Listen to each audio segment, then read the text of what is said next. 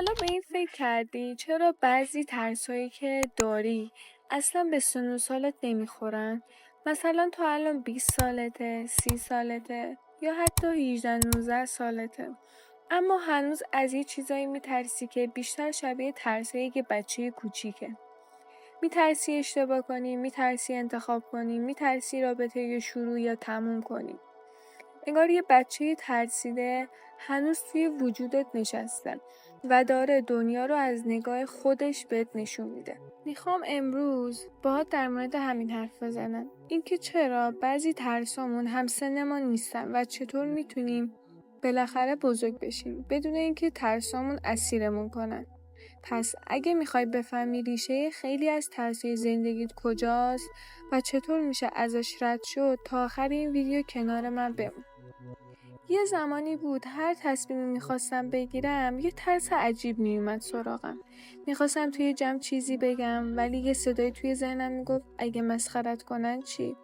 میخواستم یه کار جدید شروع کنن، همون صدا میگفت اگه شکست بخوری چی؟ حتی توی رابطه ها میترسیدم صمیمی بشم، چون ته دلم میگفتم یه روزی میره ولم میکنه، پس چرا از اول شروع کنم؟ واقعیت اینه که این صدا، این ترس مال الان من نبود، مال اون بچه کوچیک درون من بود، همونی که یه جایی از بچگیش تنبیه شده بود یا ترسیده بود یا منتظر کمک مونده بود.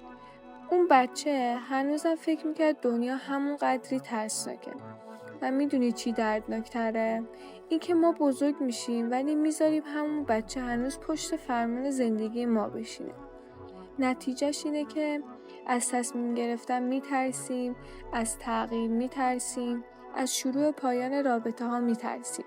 چون هنوز بچه درونمون فکر میکنه قرار تنبیه بشه، قرار دوست داشتنی نباشه و قرار تنها بمونه. ولی واقعیت اینه، امروز ما بزرگ شدیم، دیگه وقتشه فرمون رو از اون بچه پس بگیریم. واقعیت اینه، آدما توی کودکی ما میتونستن ما رو بترسونن، میتونستن طردمون کنن، تنبیهمون کنن یا حتی دوستمون نداشته باشن. ولی امروز دیگه اون بچه دست ماست. امروز ما مسئولشیم. یعنی چی؟ یعنی از اینجا به بعد یا ما میذاریم اون بچه همچنان ترسشو به ما القا کنه، یا تصمیم میگیریم حمایتش کنیم، بزرگش کنیم، کنارش باشیم تا همسن خودمون باشه. حالا یه چیزی بگم که خیلی مهمه. ترس ذاتاً چیز بدی نیست. ترس یعنی احتیاط. مشکل از جای شروع میشه که ترس ما رو فلج کنه، ما رو منفعل کنه. مثلا آدمایی رو دیدی که از ترس از دست دادن هیچ وقت چیزی رو شروع نمی کنن؟ از ترس اینکه شاید روزی رابطه تموم بشه، کلاً عاشق نمیشن. از ترس اینکه شاید شکست بخورن هیچ وقت رویاشون رو دنبال نمیکنن. از ترس اینکه مبادا شادیشون پایدار نباشه خودشون شادی رو خفه میکنن. این یعنی ترس شور و شوق زندگی رو میکشه. اروین یالوم یه جمله داره که میگه خیلی وقتا ما قبل از اینکه چیزی رو تجربه کنیم خودمون لذت رو برای خودمون حروم میکنیم. و دقیقاً همینه. خیلی از سفر نمیتونن لذت ببرن چون فقط به این فکر میکنن که بالاخره سفر تموم میشه.